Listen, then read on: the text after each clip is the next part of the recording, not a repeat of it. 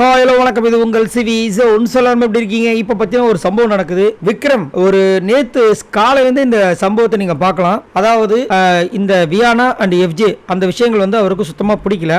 ஒருவேளை வந்துட்டு இவருடைய அந்த உறவினர் அவருடைய ஃப்ரெண்டு வந்து அந்த வீடியோவில் சொல்லியிருப்பார்ல, மற்றவங்க பண்ணுற விஷயங்கள் உனக்கு அன்ஃபேராக தெரிஞ்சுன்னா நீ போய் பேசுகிறேன், கூட இருக்கவங்களே வந்து அன்ஃபேராக நிறைய விஷயங்கள் பண்ணுறாங்க, இதை ஏன் நீ கேட்க மாட்டேற அப்படின்ட்டு.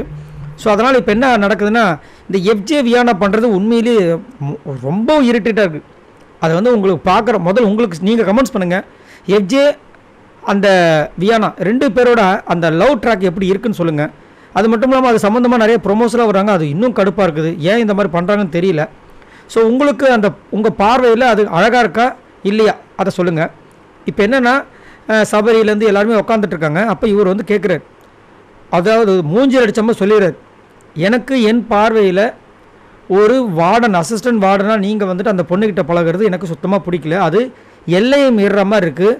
அதனால் ஒரு 1.5 நாள் தான் இருக்குது, இன்னும் ஒரு நாளோ 1.5 நாளோ, இந்த 1.5 நாள் மூடிட்டு இருங்கன்ற மாதிரி சொல்லிட்டார்.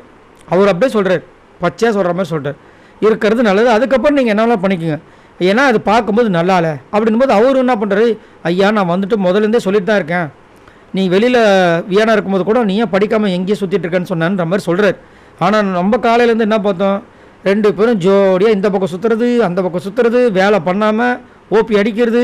அடடடடா, இவங்க தொல்லை அக்கப்போர் தாங்க முடியலடா சாமி. அவங்க பண்ணதுனால தான் ப்ரொமோலே இவங்க பண்ணுற விஷயங்களை எடுத்து போடுற அளவுக்கு கண்டென்ட் கொடுத்துருக்காங்கன்னா அப்போ பார்த்துக்குங்க. ஆனால் இவங்க என்ன சொல்கிறாங்க, நாங்கள் பேசுகிறதே இல்லை. இப்போ சொல்லி முடித்தோன்னே எல்லோரும் போயிட்டாங்க, தனியாக உட்காந்து இப்போ வந்து கடலை போட்டுட்ருங்க, என்னத்தை சொல்ல. ஆனால் விக்ரம் வந்து இந்த மாதிரி இந்த விஷயத்தை வந்து கொஞ்சம் சீரியஸாக எடுத்த மாதிரி தான் நம்மளுக்கும் தெரியுது. நல்ல ஒரு இனிஷியேட்டிவ் அப்படி தான் என்னோட கருத்து. ஏன்னா அவர் எல்லா இடத்துலையும் எல்லாரோட விஷயங்களையும் வந்து அவர் குரல் கொடுத்தாருன்னா அவரோட விஷயங்களும் மாறதுக்கு வாய்ப்பு இருக்குது, இன்னும் நல்லா வந்துட்டு அவருக்கு ஓட்ஸ் வரதுக்கு வாய்ப்பு இருக்குது. சரி, இதை பற்றி உங்களோட கருத்துக்களை சொல்லுங்கள். பாய் நண்பர்ல.